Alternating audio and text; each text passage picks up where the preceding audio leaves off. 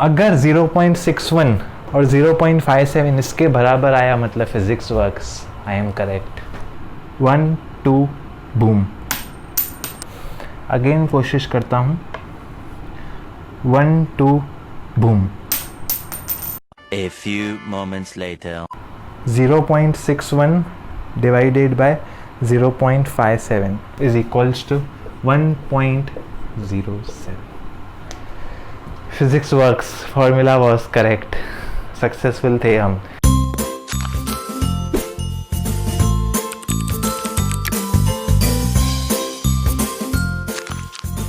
तो इस वीडियो में हम देखेंगे डायमेंशन के एप्लीकेशंस एंड बाद में एक एक्सपेरिमेंट जो कि आपको कहीं भी नज़र नहीं आएगा, कहीं देखा ही नहीं होगा, पॉसिबल ही नहीं है, क्योंकि वो एप्लीकेशन एक्सपेरिमेंट वो मैंने खुद डिज़ाइन किया है कुछ खुद। तो आपको ऑफ कोर्स इंस्पिरेशन यहाँ से मिली है, क्रेडिट नहीं लूँगा, बट फिर भी वो सवाल ही नहीं है कि किसी ने भी वहीं से देखा हो और मेरे जैसे ही करने की कोशिश की हो। तो वो रहेगा वीडियो के एंड में। तो डायमेंशन के एप्लीकेशंस, तो यहाँ पर 3 एप्लीकेशंस हैं मेजर। अगर आपको डायमेंशंस की मीनिंग नहीं पता है तो लास्ट वीडियो देखना। अगर डायमेंशंस अच्छे से समझना है और यूज़ कैसे करते हैं तो उसके पहले वाली वीडियो देखना। इस वीडियो में हम देखेंगे एप्लीकेशंस। तो पहला एप्लीकेशन क्या है? अलग अलग बुक में अलग अलग नाम है। इसको कहते हैं होमोजेनिटी ऑफ इक्वेशन। होमोजेनिटी इसका मतलब क्या है? अब देखो यार,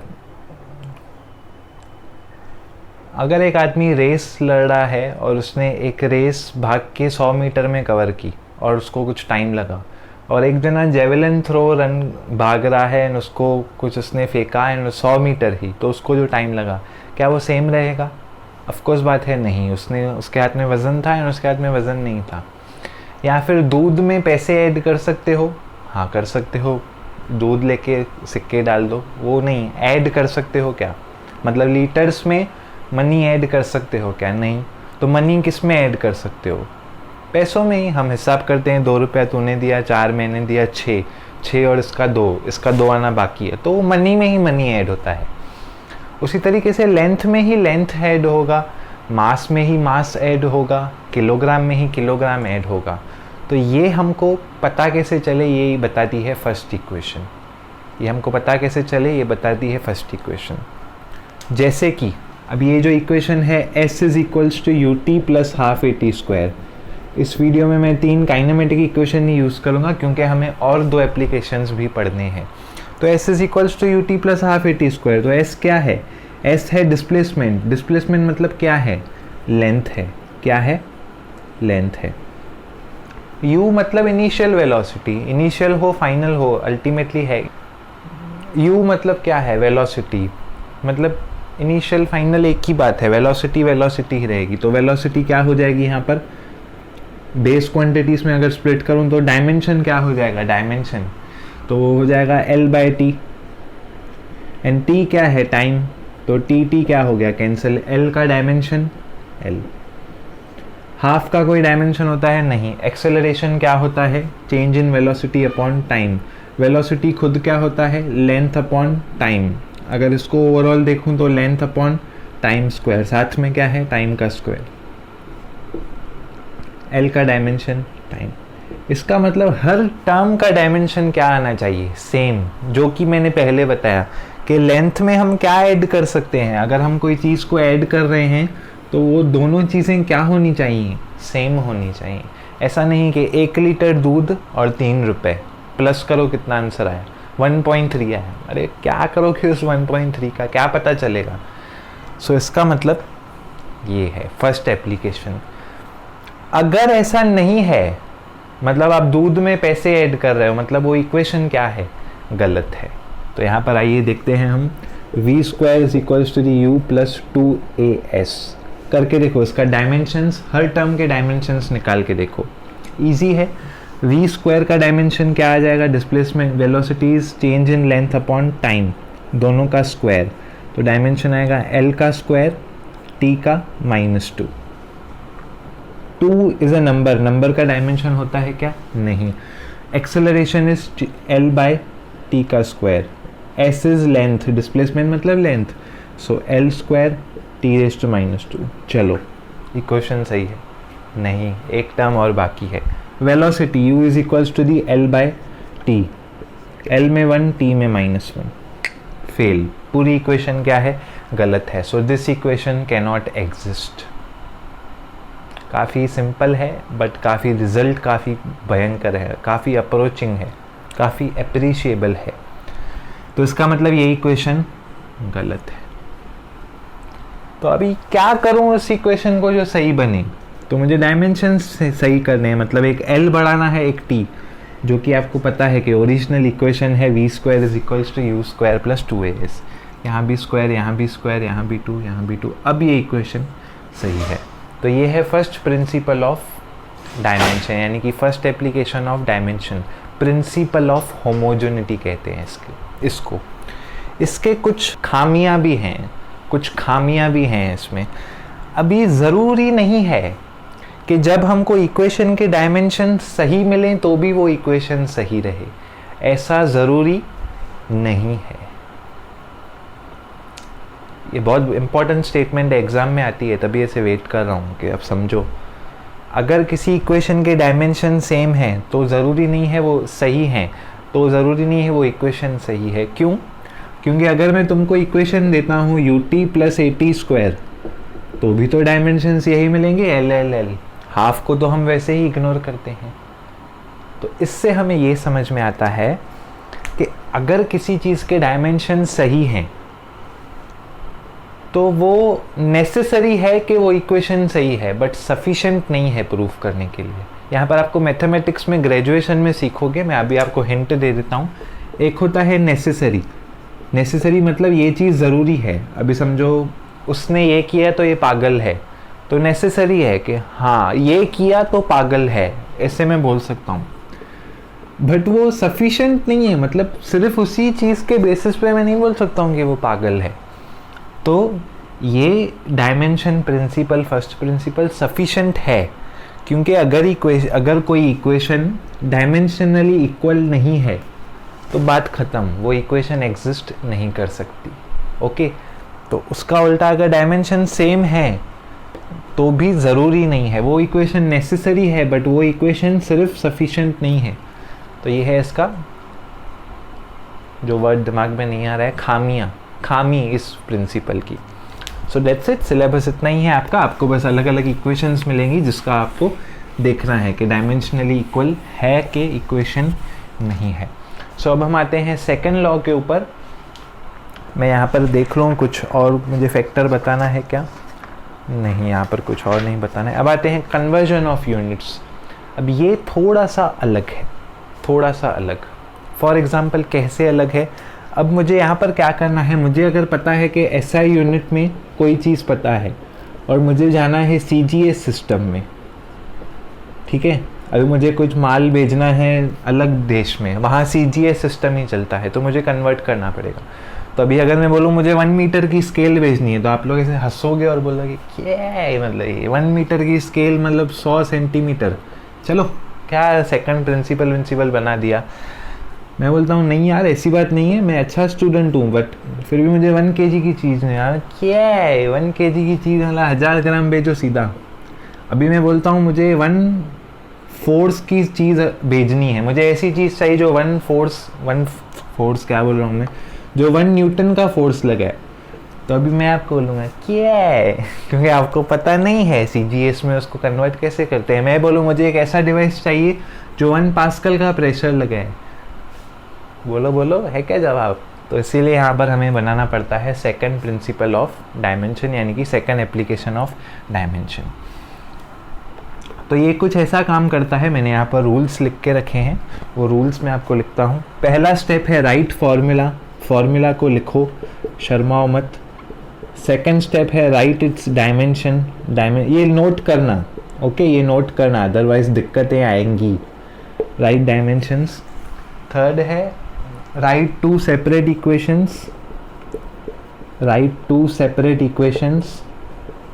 फॉर सेपरेट सिस्टम्स, क्योंकि 2 सिस्टम है ना, एक SI सिस्टम है और एक CGS है। एंड बस फाइनली वही है,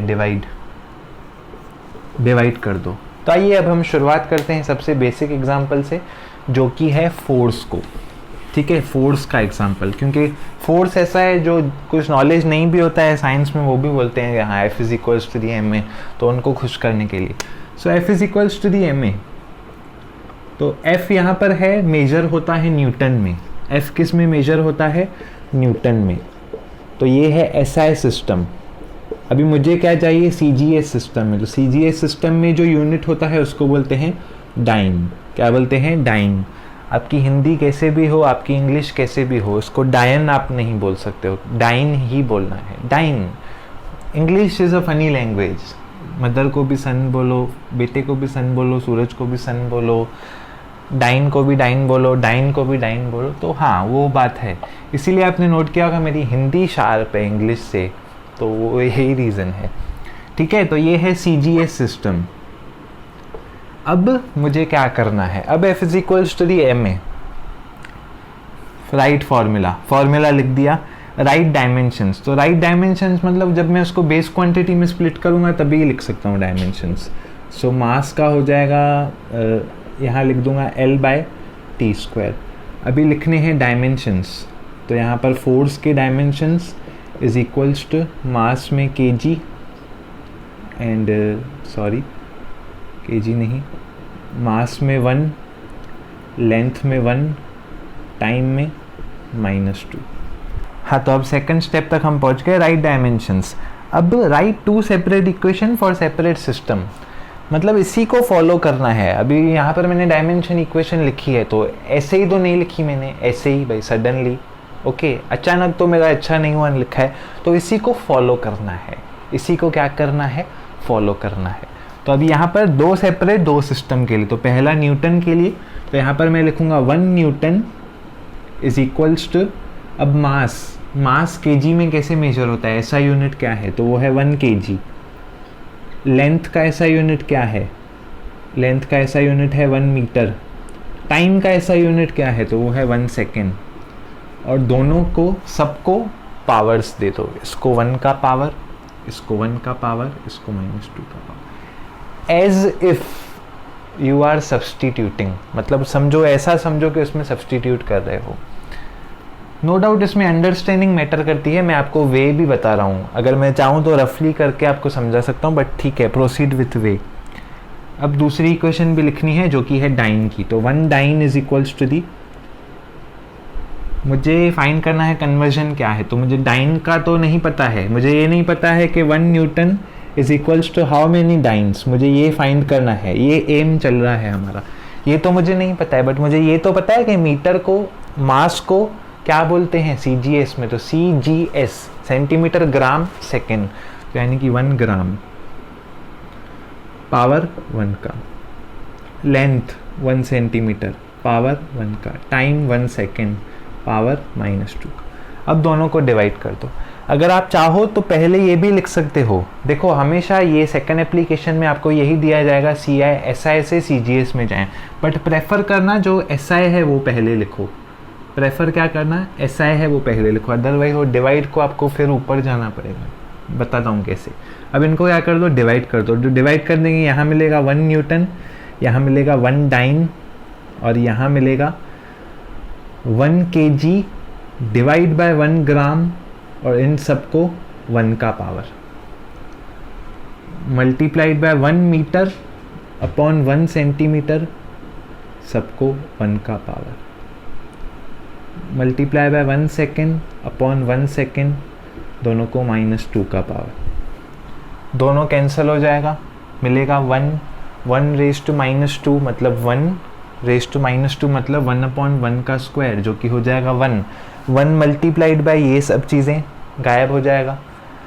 1 kg, मुझे ये कन्वर्जन चाहिए, तो जितना हो सके कट करो चीज़ों को।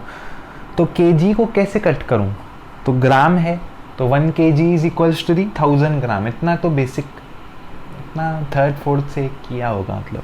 तो यहाँ आ जाएगा 1000 gram divide by 1 gram raise to 1 मतलब यही, एंड 1 मीटर मतलब 100 सेंटीमीटर, पॉन में 1 सेंटीमीटर, बाकी सब तो जा चुका, सेंटीमीटर सेंटीमीटर कैंसिल, ग्राम ग्राम कैंसिल, ये हो जाएगा 10 रेज़ टू 3, ये है 10 raise to 2 is equals to 10 raise to 5, यानी कि मैं प्राउडली कह सकता हूँ 1 newton is equals to the, dyne को वहाँ फेंक दो, 10⁵ डाइन हो गया। तो बस थोड़ा लग रहा होगा, फर्स्ट टाइम सीख रहे हो, थोड़ा अजीब लग रहा होगा, बट ये अगर फॉलो करते हो तो क्यों गलत होगे।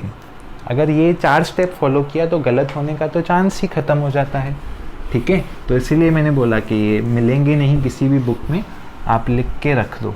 अभी एक और एग्जांपल हम करते हैं जहाँ प्रेशर को कन्वर्ट करने की कोशिश करते हैं, ठीक है। So pressure is equals to force upon area. तो प्रेशर का एसआई में यूनिट क्या है, तो वो है न्यूटन नहीं है, पास्कल है। वो क्या है, पास्कल। तो अभी फिर आप सोचोगे कि सीजीएस में क्या है, तो मैं एज्यूम करता हूँ मुझे भी नहीं पता है, ठीक है। मैं बोलता हूँ मुझे भी नहीं पता है। तो ऐसी सिचुएशन में आप क्या लिखोगे, ऐसी सिचुएशन में आप सिंपली लिख सकते हो pressure in CGS, that's it, simple. क्यों शर्माने का, नहीं पता है तो ठीक है, कुछ पाप थोड़ी किया है, ठीक है। Pressure is equals to force upon area. तो अगर मुझे प्रेशर के डायमेंशंस चाहिए तो फोर्स के फॉर्मूला है मास इनटू एक्सेलरेशन। मास मतलब m में 1, एक्सेलरेशन मतलब मीटर पर सेकेंड स्क्वायर, यानी कि लेंथ में 1 एंड टाइम में -2, क्योंकि वो डिवाइड में है। एरिया मतलब l में 2। सो जब नीचे यहाँ पर l में 2 आ जाएगा तो ये कैंसिल होके बचेगा l में -1। तो ये है प्रेशर के डायमेंशन। अब जैसे यहाँ पर लिखा था मैंने कि 2 फॉर्मूलाज हमको 2 सेपरेट इक्वेशंस लिखनी है, तो वो सेपरेट इक्वेशन एसआई यूनिट के लिए हो जाएंगी 1 मीटर रेज टू 1 kg, यहाँ पर मास है तो raise to 1 metre raise to -1, 1 second raise to -2। And CGS के लिए हो जाएंगी 1 gram raise to 1 centimetre raise to -1, 1 second raise to -2। इनको कर देंगे डिवाइड। सो सेकेंड तो कैंसिल, उसके बाद डायरेक्ट नीचे लिखेंगे 1 kg by 1 gram raise to 1 metre by 1 centimetre raise to -1। ध्यान रखना है 1 नहीं है, -1 है इस बार। 1 kg is equals to 1000 gram by 1 gram, 100 centimetre by 1 centimetre raise to 1 raise to -1। सब गया। ये है रेज टू 1, तो ये बचेगा 10⁵। ये है 10⁵2, बट वायर, ये है 10⁵2 बट माइनस में, मतलब ये चला जाएगा इन्वर्स में, यानी कि ये हो जाएगा 1/10⁵2। सो 10⁵2 10⁵3, मतलब कुछ ऐसा हुआ, यहाँ पर बचेगा 10। इसका मतलब जो प्रेशर एसआई यूनिट में है, मतलब 1 pascal is equals to 10 times the pressure in CGS, क्योंकि वहाँ शिफ्ट हो जाएगा ये। दैट्स इट, सेकेंड एप्लीकेशन भी ख़त्म हो गया। एंड सेकेंड एप्लीकेशन के देखूँ कुछ ड्रॉबैक्स हैं क्या, नहीं, ड्रॉबैक्स नहीं है। तो एक एग्जांपल तौर पर अगर आपको करना है हार्ड एग्जांपल, तो मैं आपको दे सकता हूँ कि बताओ 1 erg is equals to the how many joules. तो अगर हम एनर्जी की बात करें तो एसआई यूनिट है जूल्स एंड सीजीएस यूनिट है अर्ग। अर्ग कुछ भी बोलो, ठीक है। तो मुझे बताओ 1 erg is equals to how many joules, मतलब उल्टा प्रोसीजर यही है, डिवाइड करना पड़ेगा ना लास्ट में, या फिर सीजीएस ऊपर लिखो, कैसे भी, बट लिखो एसआई यूनिट ही ऊपर, एक ही स्ट्रेटेजी फॉलो करो, फिर लास्ट में इन्वर्स कर लेना, ठीक है। तो अभी बोलोगे हाय ये क्या है, मतलब कहाँ से स्टार्ट करूँ, तो मैं आपको सिंपल बता दे रहा हूँ। सिंपल, जैसे कि यहाँ पे स्टेप है कि 1 joule is equals to kg metre square पर सेकेंड स्क्वायर, ठीक है। इसको एसआई यूनिट के टर्म्स में लिखो, इसी को सीजीएस में लिखो, दैट्स इट। डिवाइड करके आंसर आ जाएगा। तो सेकंड एप्लीकेशन ऑफ डायमेंशन भी यहाँ पर ख़त्म होता है। अब आते हैं थर्ड एप्लीकेशन के ऊपर। थर्ड एप्लीकेशन अच्छा है, मतलब हाँ ऐसे तो सब अच्छे हैं, मैं एग्री करता हूँ, बट थर्ड एप्लीकेशन थोड़ा अच्छा है। थर्ड एप्लीकेशन क्या है कि अगर मुझे पता है कि ये क्वांटिटीज़ इन चीज़ों पे डिपेंड करती है, तो मैं डायरेक्टली एक फार्मूला बना सकता हूँ, डायरेक्ट खुद से फार्मूला बना सकता हूँ खुद से। अगर मुझे खाली बता दो कि ये चीज़ें इन फैक्टर्स पे डिपेंड करती हैं, तो मैं डायरेक्ट फार्मूला बना सकता हूँ। तो थर्ड एप्लीकेशन की अब हम शुरुआत करते हैं। हिंदी में यहाँ पे मैंने डेफिनेशन लिखा है, अगर हमें पता है कि एक फिजिकल क्वांटिटी दूसरे फिजिकल क्वांटिटीज़ पे कैसे डिपेंड करती है, एंड डिपेंडेंस प्रोडक्ट टाइप है तो हम रिलेशन निकाल सकते हैं। ये चीज़ मैं आपको क्या बोलते हैं, इंग्लिश वर्ड अभी तक दिमाग में नहीं आया है कि इसमें क्या कमी है, उसमें बताने वाला था बट कवर हो गई। वो रिलेशन डेफिनेटली प्रोडक्ट टाइप होना चाहिए। आराम से हम समझते हैं। अगर मुझे अभी पता है, ठीक है, मैं स्टार्ट करता हूँ एक्सपेरिमेंट से, स्टार्ट करता हूँ एक्सपेरिमेंट जो आपको कराने वाला हूँ, ठीक है। अभी एक्सपेरिमेंट स्टार्ट कर रहा हूँ मैं, ओके, एक्सपेरिमेंट लगभग स्टार्ट कर रहा हूँ। अभी मुझे एक कॉइन गिराना है यहाँ से, अभी कॉइन नहीं, मुझे एक मास गिराना है, एक यहाँ से लेके एक मास गिराना है, नीचे गिराना है, ठीक है।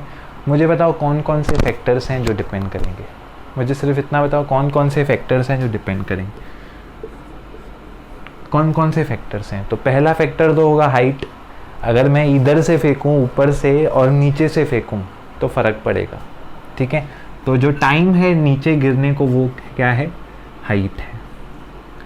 बट मुझे नहीं पता है वो हाइट डायरेक्टली है कि वो इन्वर्स है या स्क्वायर है। देखो फॉर्मूलाज कभी भी सीधी नहीं होती हैं। v is equals to the U plus A T अलग है, और v square is equals to the U square, square भी हो सकता है, ठीक है। f is equals to the G M one M two upon R square, कुछ भी हो सकता है। तो मुझे वो नहीं पता है स्क्वायर है या सीधा है, तो यहाँ मैं लिख दूंगा ए वन आया तो लीनियर है, मतलब सिर्फ h है, A2 आया तो मतलब स्क्वायर है। तो मुझे एक चीज़ पता है कि हाइट मैटर करती है। बोलो दूसरी चीज़ क्या मैटर करेगी, आपको क्या लगता है, आपको क्या लगता है दूसरी चीज़ कौन सी मैटर करेगी? सो दूसरी चीज़ आपके हिसाब से वो होगी कि मास, कि सर अगर छोटे मास का फेंकोगे तो अलग टाइम आएगा, एंड अगर आप बड़े मास का ऑब्जेक्ट फेंक रहे हो तो टाइम अलग आएगा, ठीक है, जैसे आप बोलो मालिक। तो ये है मास। अब मुझे वो भी नहीं पता है कि मास को डायरेक्ट करूं कि डायरेक्ट नहीं करूं। देखो हमें पता थोड़ी है, हम फॉर्मूला बना रहे हैं, बनी नहीं है फॉर्मूला। तो दूसरी चीज़ है मास, एंड थर्ड चीज़ है वो है एक्सेलरेशन मेरे हिसाब से, क्योंकि कोई भी चीज़ गिर रही है तो उस पर जी एक्ट करेगा ही, क्योंकि तभी तो वो गिर रही है। तो ये है जी। तो 3 टर्म्स तक ले सकते हैं हम, ज़्यादा टर्म्स लेंगे तो मैथमेटिक्स बढ़ जाएगी, एंड वो 11th-12th में नहीं है तो सेंस नहीं है, ठीक है। अभी डायरेक्ट प्रोपोर्शनैलिटी की साइन हटेगी तो डेफिनेटली कुछ ना कुछ टर्म आएगा यहाँ पर, ओके, डेफिनेटली कुछ ना कुछ टर्म आएगा, एंड वो टर्म हम ले लेते हैं k। अब k क्या है मुझे नहीं पता है, बट k को हम क्या ले लेंगे, एक डायमेंशन लेस टर्म। एक्सप्लेनेशंस मैं सब आपको दूंगा, आप टेंशन मत लो, ठीक है। एक्सप्लेनेशन ऐसा कुछ छोड़ के नहीं चला जाऊंगा। डायमेंशन लेस टर्म क्यों? अभी ज़रूरी नहीं है इक्वेशन नॉर्मली हो, फॉर्मूला बना रहे हैं अभी, s is equals to the U T plus half A T square, half, तो वो हाफ कहाँ से प्रकट होगा, तो वो हम ले रहे हैं डायमेंशन लेस टर्म, कि अगर कोई नंबर भी है, मैंने वो भी ले लिया, चलो ठीक है। अब बस सिंपल चीज़ है, अब लगाओ डायमेंशंस। तो इसका फॉर्मूला वाइज कैसे रहेगा, पहले रिलेशन लिखो, डायमेंशंस अप्लाई करो, डायमेंशंस अप्लाई करो। तो टाइम का डायमेंशन क्या आ जाएगा, सिंपल टाइम, के डायमेंशन लेस है, समझो हाफ है नंबर तो डायमेंशन नहीं है। हाइट का डायमेंशन क्या आ जाएगा, एल, और ये रेज़ टू 1 है, हाँ यहाँ पर रेज़ टू 1 है। और ये क्या है, मास का डायमेंशन क्या आ जाएगा, m में 1 यानी कि b। एक्चुअली सब कुछ 1 में आएगा ना, हमने लिया थोड़ी है। जी एक्सेलरेशन है, इसका आ जाएगा l में 1 t में -2। अब ये बहुत बार हो चुका है तो प्लीज़ मत पूछना, फिर भी बता देता हूँ। g is equals to the velocity upon time, velocity is equals to the length upon time, तो वही है l/t²। एक्सेलरेशन है ना, मतलब g एक्सेलरेशन है। So that's it. अभी इनको ऐड कर लो तो इधर मिलेगा, मल्टीप्लाई कर दो पहले तो 1 को a से तो मिलेगा LA, 1 को b से मिलेगा MB, 1 को c से एंड इसको -c से, सो ये मिलेगा ऐसे। उसके बाद धर्म का थोड़ा लेकर आओ, एक धर्म वाले सब एक साथ रखो तो मिलेगा LA + c, m में सिर्फ b, t में -2c। अभी करो LHS is equals to RHS, क्या करो अभी, LHS is equals to RHS।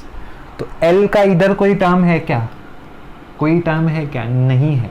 अगर कोई टर्म नहीं है तो बात खत्म, मतलब इधर L रेस्ट टू 0 है, क्योंकि एनीथिंग रेस्ट टू 0 इज 1। तो इसका मतलब A प्लस C क्या हो जाएगा?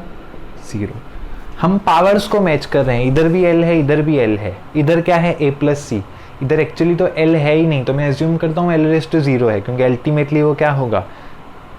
1। Anything raised to 0 is 1। तो L रेस्ट टू, यहाँ पहले मैंने 1 ही बोला ना शायद, एनीथिंग रेस्ट टू 0 इज, हाँ 1 ही होता है ना। तो A प्लस 0 इज 0। ये पूरे का आंसर 1 आएगा, बट अगर मैं 0 लेता हूँ तो वहाँ मुझे 0 देना पड़ेगा। एंड B, यहाँ पर कुछ भी नहीं है, तो B is equals to 0। -2C is equals to 1। तो B की वैल्यू मुझे मिली 0, C की वैल्यू मिलेगी -12 एंड A की वैल्यू मिलेगी, C की अगर उसमें पुट करूँ तो A की वैल्यू मिली 1/2। That's it. अब ये इक्वेशन में मुझे पुट करना है। So T is equals to K times H raised to A मतलब 1/2, मास रेस्ट टू B मतलब 0 and G raised to -1/2। Half का मतलब होता है रूट और -1/2 का मतलब 1/√। So T is equals to the K times root of H upon में G। मतलब मास का टर्म आया ही नहीं, मतलब हमारी एजम्पशन गलत थी। इसका मतलब अगर दो ऑब्जेक्ट सेम हाइट से गिर रहे हैं तो वो दोनों सेम टाइम पर गिरेंगे, भले ही एक भारी हो भले ही एक भारी नहीं हो। इसकी वीडियोस आप यूट्यूब पे देख सकते हो। एक फेदर और एक एप्पल अगर फेंकेंगे तो वो सेम टाइम पे गिरता है। यहाँ एयर है, बट यहाँ पर हम फिजिक्स में एयर कंसीडर नहीं करेंगे 11th एंड 12th में मेजॉरिटी, ठीक है। तो ये वैक्यूम में हो रहा है, समझो। वैक्यूम में मतलब यहाँ पर स्पेस थोड़ी सी भी नहीं है, तो जब स्पेस थोड़ी सी भी नहीं है तो बात ख़त्म, फिर तो वैक्यूम ही है। सो ये हमारी है फॉर्मूला। तो चलिए एक स्टार्ट करते हैं एक छोटा सा एक्सपेरिमेंट इसी फॉर्मूला पे बेस। तो ये फॉर्मूला हमने डिराइव की है, अब इसको हम प्रूफ करेंगे एक्सपेरिमेंटली। अब मेजॉरिटी फिजिक्स टीचर यहाँ पे ख़त्म हो जाते हैं, बट मेरा इंटरेस्ट थोड़ा अलग है तो मैं आपको डिराइव करके दिखा रहा हूँ। और चलिए स्टार्ट करते हैं। पहले एनालिसिस बता दूँ इक्वेशन का। अभी अगर मुझे इक्वेशन चेक करनी है तो कैसे चेक करूँगा? सो अगर एक ऑब्जेक्ट मैंने फेंका तो उसका टाइम होगा t1, k तो कांस्टेंट है, मतलब एक नंबर है, वो तो सेम रहेगा। उसके लिए कुछ हाइट होगी h1 एंड उसके लिए जो वो होगा ग्रेविटी वो होगी g, मतलब वो तो ग्रेविटी तो सेम रहेगी, कांस्टेंट भी सेम।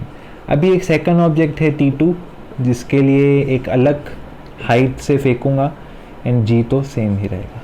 दोनों को डिवाइड कर दो। तो जैसे ही मैं दोनों को डिवाइड कर दूंगा तो मुझे मिलेगा k root of h1g, k root of h2 root of g। Root g cancel, k cancel, means t1 by t2 is equals to root of h1 by h2।